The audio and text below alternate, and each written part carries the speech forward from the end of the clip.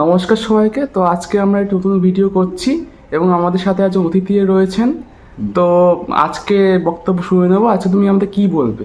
তোমরা আমাদের কি বলবে? হ্যাঁ, আজকে যেটা হচ্ছে যে ও আমার ভাগ্নি হয় এবং এই ওদের জীবনে কিছু ঘটনা বাবা লোকনাথের আশীর্বাদে ওই কিছু ভৌতিক ঘটনা ঘটেছিল এবং সেখানে বাবা লোকনাথ তার কৃপা বলে সেই মানে অশুভ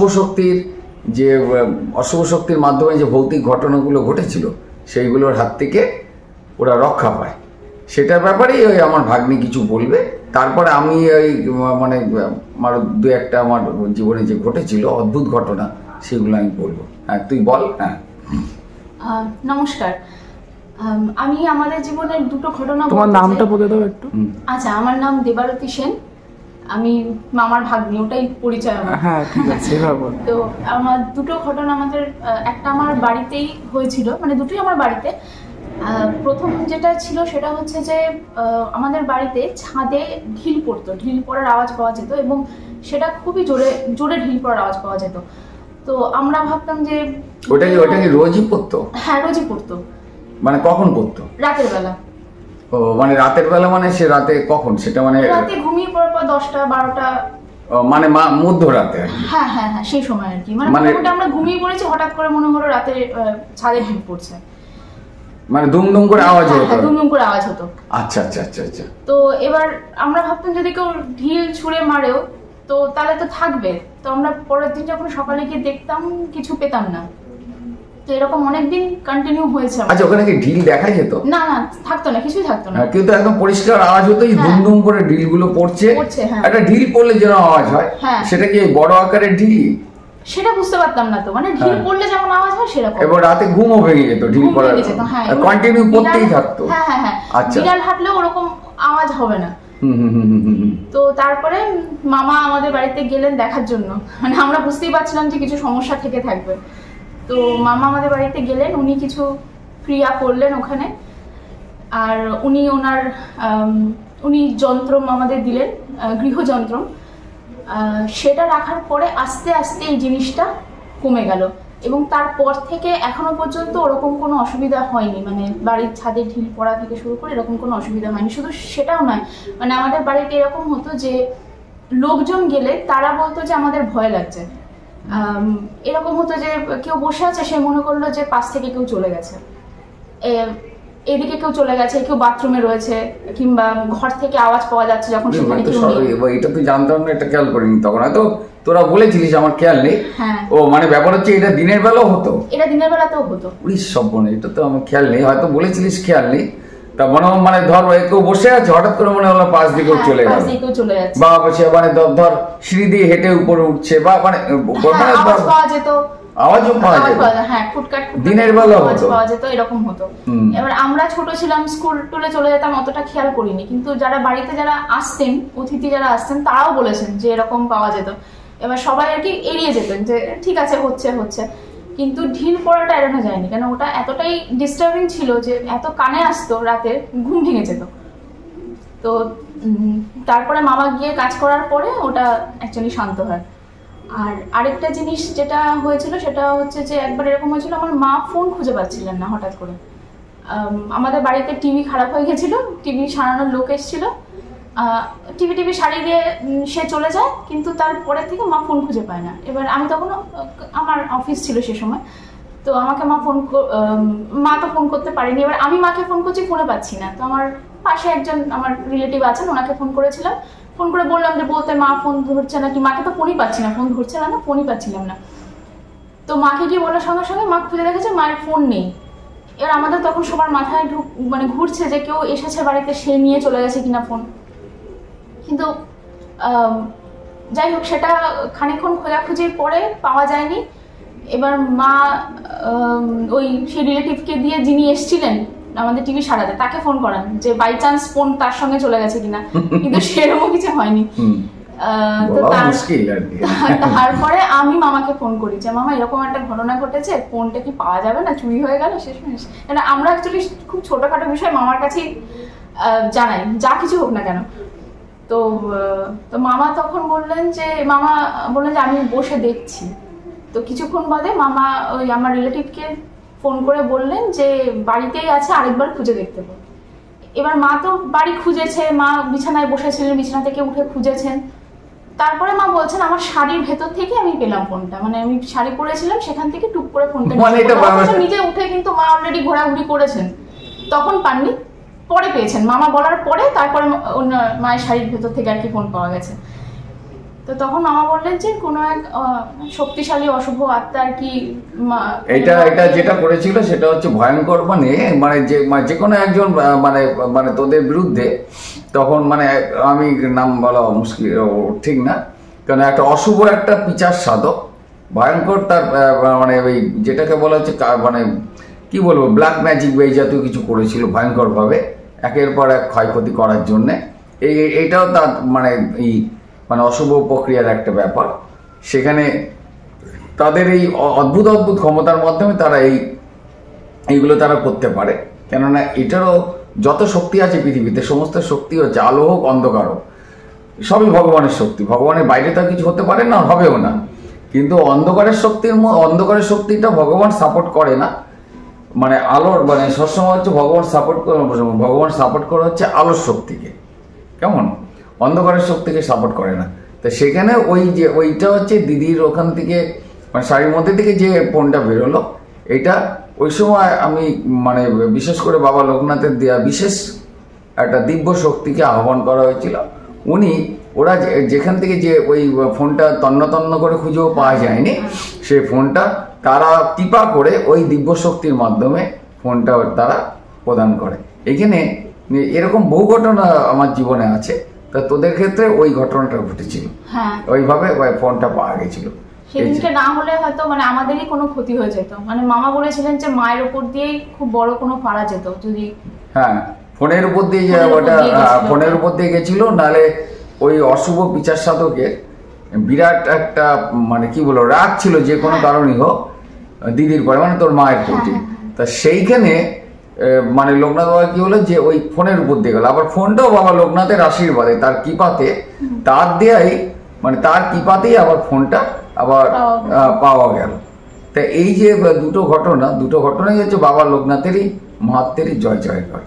তা সেই লোকনাথ বাবার আশীর্বাদ অবশ্যই মামার, এটা এখন বলেছি যে শক্তিটা বাবা লোকনাথের দেওয়া শক্তি, আমি যতটা পারছি এটা, কারণ এগুলো তো মানব কল্যাণের জন্য, যে শক্তি মানুষের উপকার করে এবং মানুষের মুখে হাসি ফোটায়, মানুষের মুখের যে হাসিটা সেটাই হচ্ছে ভগবানের বা দেবদেবী মহাপুরুষের প্রসাদ, কারণ এইটাই হচ্ছে আসল প্রসাদ হওয়া উচিত।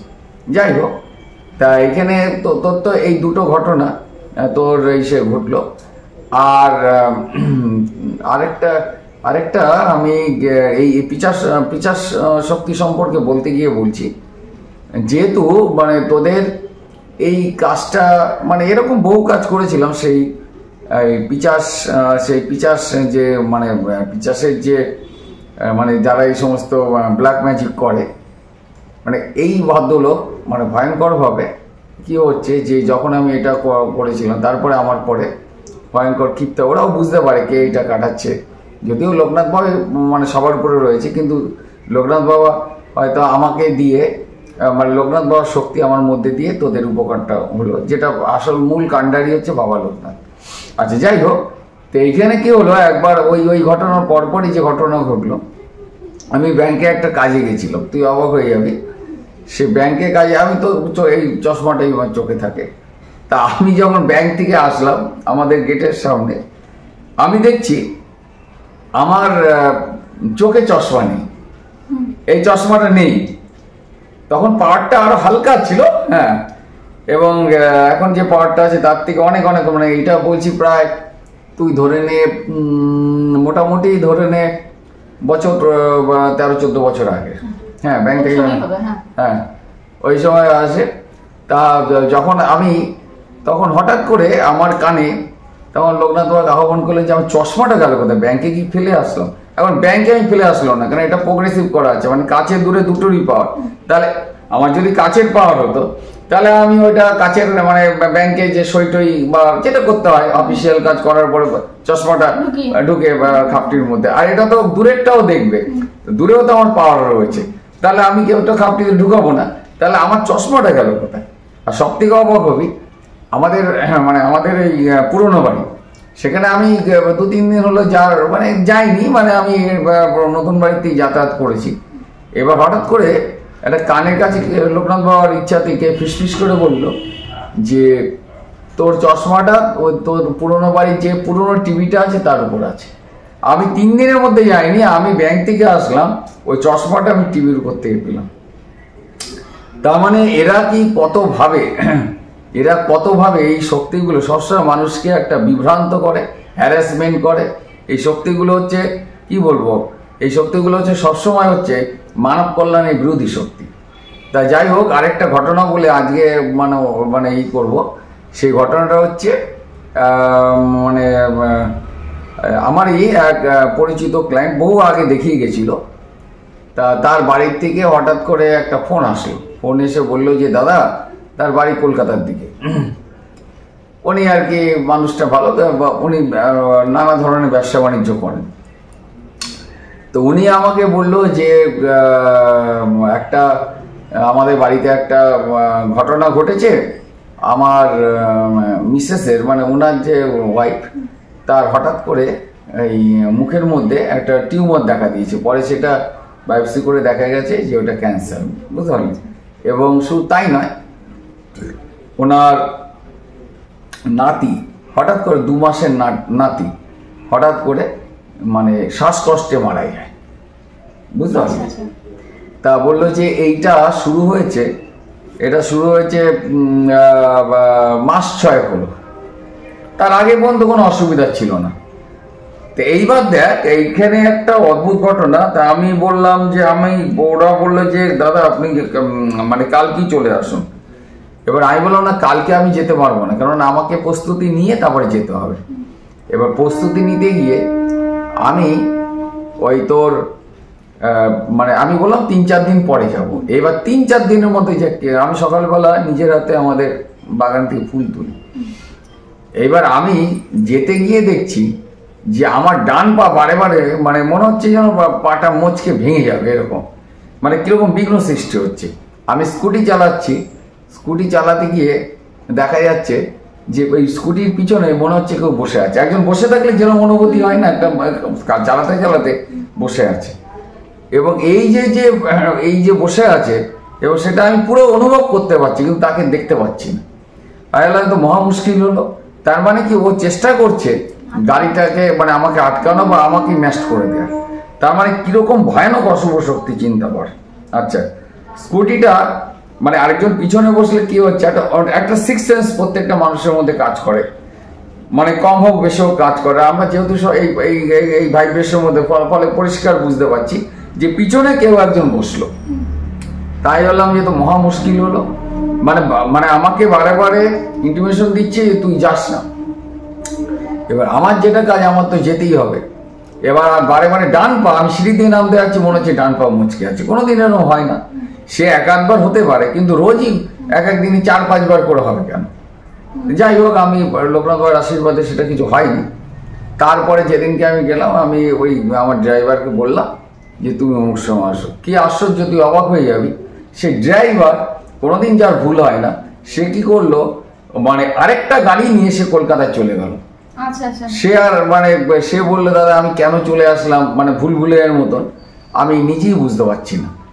তাই বললাম যে ঠিক আছে, যে তুমি চলে আসো, যতই বেলা হোক আমি যাব। তা আমি গেলাম, যা মাত্র যেখানে ওই যে ভদ্রলোকের ছেলে এবং ছেলের বউ যে ঘরটা থাকতো, ঢোকা মাত্র আমাকে মনে হলো যে আমাকে ঘাট ধাক্কা দিয়ে বার করে দিতে যাচ্ছে। এবং কিছুতেই আমি ঘরে মানে অনেক কষ্টে লোকনাথ বাবার নাম স্মরণ করে বা প্রোটেকশন যেগুলো ছিল, বাবার সমস্ত যন্ত্রম বা দৈব জিনিস ছিল, তার প্রভাবে সেই ঘরের মধ্যে আমি গিয়ে বসলাম। বসা মাত্র আমি বললাম যে এই ঘরে এমন কোনো একটা অশুভ শক্তি যেভাবে হোক চলে এসছে, যেভাবেই হোক। এবং আপনাদের বাড়িতে মানে যে কনস্ট্রাকশনগত যে বাস্তু দোষ আছে, সেই তার আগে আমি বাস্তুটা একটু ঘুরে দেখে নিয়েছি, সেটা দেখলাম ঈশান কোণে পায়খানা বাথরুম রয়েছে। এবার এরা কি করেছে, ঈশান কোণে পায়খানা বাথরুম, এরা হচ্ছে পায়খানা বাথরুমটা ঈশান কোণ ঘেঁষে গেছে, পূর্ব দিকে পায়খানা বাথরুম, তার পাশে এরা ঈশান কোণে ঠাকুরঘর করেছে বটে, কিন্তু সেই ঠাকুরঘরের দেয়াল এবং পায়খানা বাথরুমের দেয়ালটা হচ্ছে একই দেয়াল। হ্যাঁ, মানে এটা মানে খুবই মানে এটা খুব মানে ভয়ঙ্কর বাস্তু দোষ হয়, ভয়ঙ্কর, এটা মানে কল্পনা করা যায় না। হ্যাঁ, তার পাশে রয়েছে মানে একটা অদ্ভুত ব্যাপার, তার ওই দেয়ালে মানে প্রথমে হচ্ছে এই ধর হচ্ছে তোর ঠাকুরঘরের পাশে মানে ঠাকুরঘরটা যে দেয়ালের সাথে আলাদা করা আছে বাথরুম, আবার বাথরুমের দেয়ালের সাথে রান্নাঘর, তাহলে কি ভয়ঙ্কর বাস্তু দোষ হয়েছে। এবার প্রশ্ন হচ্ছে, তো ওই বাড়িতে তো ওরা বাস করছে ধর কম করে 60 বছর ধরে, তাহলে এতদিনে হলো না কেন, ওই সময় হলো কেন? এবার আমি একটা জিনিস বলি যে শুধু বাস্তু দোষ দেখলেই হবে না, ওই সময় তাদের গ্রহ নক্ষত্রের যে সন্নিবেশটা যখন দুর্বল হবে তখনই অশুভ শক্তিটা তখন তাকে ছোবল মারবে। এইবার যদি ধর ওর যদি বাস্তু দোষ যদি ওইভাবে না থাকতো, তাহলে গ্রহ নক্ষত্রের অশুভ প্রভাব তার উপর পড়তো, কিন্তু ওইভাবে তার ওই মানে ওই শিশুটাকে অকালে চলে যেতে হতো না। এমন শ্বাসকষ্ট মানে তার মানে এমন সময় হলো যে ওই সময় মানে মানে ওই সময়টা এমন একটা অদ্ভুত সময় হলো যে সময় তারা হসপিটাল বা নার্সিংহোমে নিতে মানে ওকে নিয়ে বেরিয়েছিল, বেরোনোর পরে এমন মানে ওই অত রাতে কিন্তু মানে মানে হয় না সাধারণত, রাস্তাঘাটে কোনো মানে থাকে না, ব্লক থাকে না, কিন্তু ওই দিনকে এতটাই জ্যাম হয়েছিল যে মানে যে কোনো কারণই হোক মানে সে পথ ভুল করে যাই হোক সে বাচ্চাটাকে সঠিক সময় নিতে পারেনি এবং বাচ্চাটা অকালে চলে গেল। এবং আরেকটা জিনিস পরে আমি শুনলাম, ওই যে শিশুটা হচ্ছে মানে যে ভদ্রলোক আমাকে ফোন করেছিল, ভদ্রমহিলা, তাদের ঘরে বাচ্চাটা থাকলে খুব হাসতো, আর যখন বাবা মার সাথে ওই ঘরে মানে ওই ঘরে ঢোকা মাত্রই মানে যে ঘরটাতে আমি ঢোকা মাত্র মনে হচ্ছে আমাকে ধাক্কা দিয়ে বার করে দেবে, ওই ঘরে যখনই বাচ্চাটা থাকতো চিল্লিয়ে কাঁদতো। হ্যাঁ, তো আমাদের একটু ডিস্টার্ব হয়েছিল, তো তারপর থেকে আবার শুরু করছি আমরা। হ্যাঁ, আমাদের এই ডিস্টার্বটা হলো মানে ওর ফোনটা গরম হয়ে গেল আচমকা, কারণ খুঁজে পাওয়া গেল না, কোনোদিন যেটা হয়নি। আমি বললাম না যে যখনই এই জিনিসগুলো তথ্যগুলো জানানো হয় তখনই অশুভ শক্তির একটা খেলা চলে, এবং ফোনটা এত গরম হয়ে গেল। যাই হোক, আমার যতটা মনে পড়ছে আমি যে পর্যন্ত বলেছিলাম ওই বাচ্চাটার ব্যাপার, বাচ্চাটা হচ্ছে ওই ঘরে মানে বাবা মার সাথে ওই ছোট্ট শিশুটা ওই ঘরে থাকলেই সে চিল্লিয়ে কাঁদতো, মানে ঘরে ঢুকতেই মানে বাচ্চাটাকে ঘুমানো হলো, ঘুমের মধ্যে মানে সেই চিৎকার। কিন্তু তার দাদু দিদার ঘরে, অর্থাৎ আমি বলতে যাচ্ছি যখন বাচ্চাটাকে যখন নিয়ে আসা হতো মানে তখন দেখা যেত যে বাচ্চাটা দিব্যি খেলছে এবং মানে হাসছে, এবং এটা বাচ্চাটা সবথেকে প্যাথেটিক, 2 মাস বয়সে মারা গেছে। এবং বাচ্চাটা এই যে মারা গেল, এটা একটা আশ্চর্যজনক ব্যাপার যে শ্বাসকষ্ট বাচ্চাদের ঠান্ডা লেগে অনেক সময় অনেক কারণে হতে পারে, কিন্তু তার জন্য যে ওই শিশুটা চলে গেল অকালে মানে খুবই প্যাথেটিক। এবং এখন প্রশ্ন ওঠে, তারা আবার একটা প্রশ্ন করেছিল, দাদা তাহলে আমাদের তো বাস্তুদোষ নিয়ে এটা 60 বছরের বাড়ি, তাহলে এতদিন তো আমরা কোনো কিছু বুঝিনি। আমি বললাম যে ওই তখন আমি ওই যাই হোক আগের রেস ধরে বলছি, যখন ওই সবসময় বাস্তুদোষ থাকলেই যে অশুভ শক্তির আক্রমণ হবে বা ক্ষতি হবে তা না, তার সাথে তার ব্যক্তিগত গ্রহ নক্ষত্রের যখন কোনো বাজে দশা বা অন্তর্দশা থাকবে, দেখা গেল যে রাহুর সাথে মঙ্গল পড়লো বা রাহু থাকলো বা রাহু তার মানে হরস্কোপে বা গোচরে এইরকম জায়গায় দেখা গেল খুব বাজে কন্ডিশনের মধ্যে থাকে, তখন দেখা যায় ওই ভাইবে সেটা হরস্কোপগতভাবে হয়। এবং এইটা কিন্তু ওই তখন গিয়ে দেখা যাচ্ছে যে ওর বাবা মার এবং তাদের হরস্কোপও আমি দেখলাম, দেখা গেল যে 4জনের মধ্যে 3 জনেরই মানে পাপ ঘুরে দশা অন্তর্দশা চলছে, এবং 2টো এবার বাস্তুরও মারাত্মক সমস্যা রয়েছে। যেরকম হচ্ছে ঠাকুর ঘরের যে দেয়ালটা, সেই দেয়ালটার সাথে পায়খানার দেয়াল ডিভাইড করা, আবার পায়খানার দেয়ালের সাথে রান্নাঘরেরটা ডিভাইড করা আছে, মানে একটা দেয়ালে এরকম 3টে কম্পোজিশনটা প্রচণ্ডভাবে মানে ওদের কি বাস্তু দোষ হয়েছে। তার সাথে ব্যক্তিগত গ্রহ নক্ষত্র যখন খারাপ হয়েছে তখন কি হয়েছে, ওইখানে মানে মারাত্মকভাবে এই ওদের উপর এফেক্ট হয়েছে। আগে অতটা ওরা বোঝেনি, মানে আগে মোটামুটিভাবে সংসার চলে গেছে, অসুবিধা হয়নি। তারপরে আমি যেটা শুনেছিলাম, মানে এইবার দেখেন তার মানে বছরখানিক আগে ওই যে মানে যে বাচ্চাটা মারা গেছে তার যে বাবা মা চাকরি সূত্রে উড়িষ্যার দিকে মোস্ট প্রবাবলি কোনো পাহাড়ি এলাকায় কর্মসূত্রে একটা বেসরকারি জায়গার চাকরির সূত্রে গিয়েছিল। তখন দেখা যাচ্ছে ওই মানে নতুন যে বিবাহিত বউটি তখন ওই মানে একটা পাহাড়িয়া সংলগ্ন এলাকায় একটা তার বাড়ি ভাড়া নিয়েছিল, যেহেতু তার হাজব্যান্ড ওখানে চাকরি পেয়েছিল। হঠাৎ করে দেখা গেল যে সন্ধ্যার সময়টা ঠিক মানে সন্ধ্যা হয় এমন সময় ভয়ঙ্কর একটা ঝোড়ো হাওয়া, এদিকে হাওয়া বাতাস নেই, এমনভাবে তাকে এই গড়ে এবং সে হঠাৎ করে কিন্তু ওইখানে ছিটকে পড়ে যায় তার বারান্দায়। তখন আশেপাশের লোকেরা বলেছিল এই সময়টা চুল ছেড়ে দাঁড়িয়েও না। যাই হোক, সেটা হচ্ছে এই যে ঘটনা ঘটলো তার 1 বছরখানিক আগের ঘটনা। এখন এই যে ঘটনাটা এই ঘটলো, এখন কখন কিভাবে, এবং আমার যতটা মনে হয় যে নানাভাবে এই অশুভ শক্তির ভাইব্রেশন, বাস্তু সমস্যা থাকলে বা গ্রহগত কোনো দশা অন্তর্দশা যদি খারাপ পড়ে তাহলে এই জিনিসগুলো আসে। তা যাই হোক, এরকম একটা ঘটনা আমি কথা প্রসঙ্গে আসলে কি এরকম বহু ঘটনা জীবনে ঘটেছে। আমি যখন 7-8-এ পড়ি তখন একবার আমি একটুখানি মানে আমার এক আত্মীয়র বাড়িতে বেড়াতে গিয়েছিলাম, খুব রিমোট গ্রাম, এবং সেখানে কুয়ো পায়খানা ছিল। মানে পায়খানায় গিয়ে মানে সে মানে কুয়োর মতন করা থাকতো, সেখানে যেটা খাটা পায়খানা বলা হতো, পায়খানা মানে পুরো মলটা কুয়োর মধ্যে গিয়ে পড়তো। তো সেখানে আমার দিদিমা সেই পায়খানায় গেছে, তখন কটা বাজে আমার মনে আছে 4:30-5টা, ভোর 4:30-5টা, 3টে হবে। তখন তো ওই কুয়ো পায়খানায় তার বাড়িতে বেড়াতে গেলে আমরা যেতাম। দিদা আর কি সে 3টের সময় পায়খানায়, 3টে-3:30টার মধ্যে পায়খানায় গেছিলো। পায়খানায় এবার আমরা ই করছি, এইবার হি করে হাসছে, সে কি বিকট হাসি, গ্রামের মধ্যে অর্চপাড়ায় গ্রামের মধ্যে সে ভয়ঙ্কর, সে হি করে হাসছে।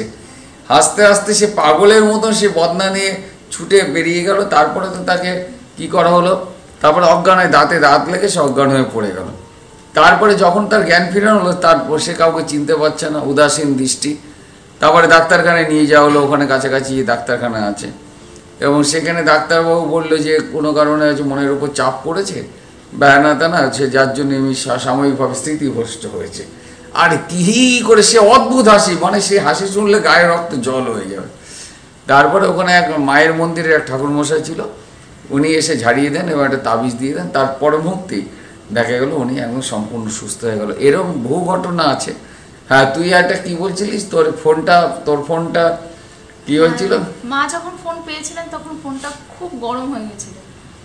হ্যাঁ, মানে গরম, মানে একদম হাত দেওয়া যাচ্ছিল না, মানে আগুন থেকে বার করা হয়েছে। আগুন থেকে বার করা, এরকম বহু ঘটনা এরকম থাকে, যেগুলো মানে এই প্রসঙ্গে আরেকটা ঘটনা বলি। আসলে কি ঘটনার এরকম বহু ঘটনা স্মৃতিতে আটকে রয়েছে, সেগুলো না বললেই না, যে কত রকমই ভগবানের খেলা, কত রকমই মানে এই একটা ঘটনা বলি।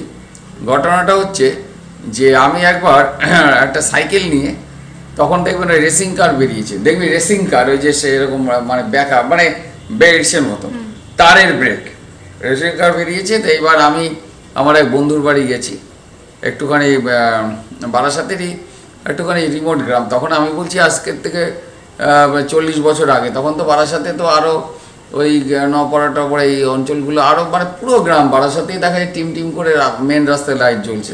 তখন অন্যরকম পরিবেশ ছিল, 40 বছর আগের কথা। তা তার বাড়িটা হচ্ছে ওই ময়নার দিকে গিয়ে আরও ভিতরে ঢুকে যেতে পারে, মানে 20 মিনিট আরও সাইকেল চালাতে হয়, এত ভিতরে পুকুর পাড় দিয়ে বাঁশ বাগানের মধ্যে দিয়ে যেতে হয়।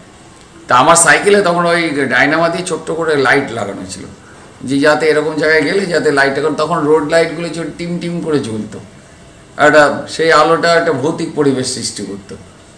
তা আমি এরকম যাচ্ছি, আর আমার খেয়াল নেই যে আমার সাইকেলের ওই যে জেনারেটর মানে সাইকেলের চাকার সাথে টায়ারের সাথে ওইটা লাগিয়ে দিলে ওটার সাথে ঘর্ষণজনিতভাবে ওইটার সাময়িকভাবে বিদ্যুৎ উৎপাদন হতো, সামনের সাইকেলে আলোটা জ্বলতো।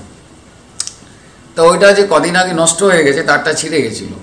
তা আমি তো ওইটার খেয়াল নেই, এবার যখন ফিরছি রাত্রি 10টা বাজে, ঘুটঘুটে অন্ধকার। আমার সাথে আরেকটা মানে আমারই এক বন্ধু ছিল, তাকে সামনে এসে বসিয়েছি। বসে ভাবছি যদি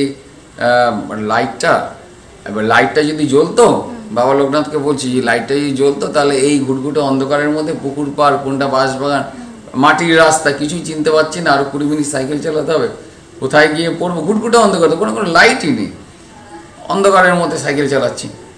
এবার হঠাৎ করে দেখছি আমার সাইকেলের লাইটটা জ্বলে উঠলো, কিন্তু ওই মুহূর্তে আমি ভুলে গেছি যে আমার সাইকেলের তার কাটা আছে। একটা অদ্ভুত ব্যাপার, সাইকেলের যে তারটা কাটা সেটা ওই মুহূর্তে আমি ভুলে গেছি। এবার যখন নপাড়ার মানে মেন রাস্তায়, মানে আমি বলতে 34 নম্বর জাতীয় সড়কে যখন উঠলাম, তখন আমার খেয়াল হলো আরে ওইখানে ওই মেন রাস্তা ওঠার পরে দেখি আলোটা জ্বলছে না। আমি বললাম যে আলোটা জ্বলছে না কেন? তখন দেখি তার কাটা। তাহলে ওই তার কাটা আলোয় মানে কিভাবে মানে আলো জ্বলে উঠলো? তাহলে এই যে অদ্ভুত ঘটনা বাবা লোকনাথের কৃপায়, এরকম বহু ঘটনা আছে। যাই হোক, আজকে এই পর্যন্ত থাকলো, এরপরে আরও ঘটনা আপনাদের বলবো।